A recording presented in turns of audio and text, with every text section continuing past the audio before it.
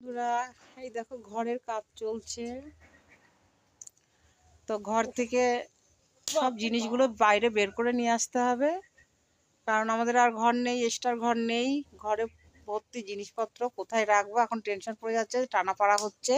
আর এই দেখো আমার মা এই কোথায় রাখবো সে তার জায়গা করছে, এইখানটায় এইখানে থাকবে জিনিসগুলো। এখন যতদিন না সারা হচ্ছে অবস্থা এখন আমাদের খুব খারাপ।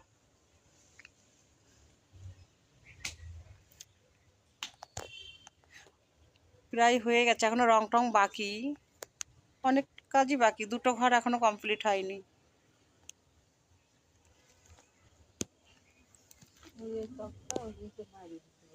হুম,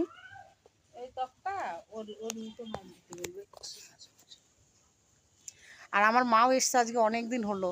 উনি টেনশনে পড়ে যাচ্ছে, উনি বাড়ি যাবে কবে, এখানে আর ভালো লাগছে না। শুধু এই জিনিসপত্র সরানোর জন্য আছে ওনার।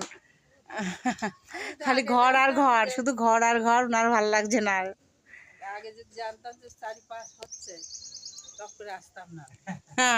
যখনই জানতাম যে ঘরের কাজ হচ্ছে ঘরের মধ্যে, আসলে আটকা থাকে না তো। আমার বাপের বাড়ি যেখানে, সেখানে সব মানে খুব সুন্দর জায়গা, আর আমাদের এখানে তো এটা তো কলকাতা, তো এখানে সবাই আটকা। আমিও তো ঘরেই থাকি সারাক্ষণই, তো আমার অতটা তো খারাপ লাগবে না। আমার মার আর ভালো লাগবে না।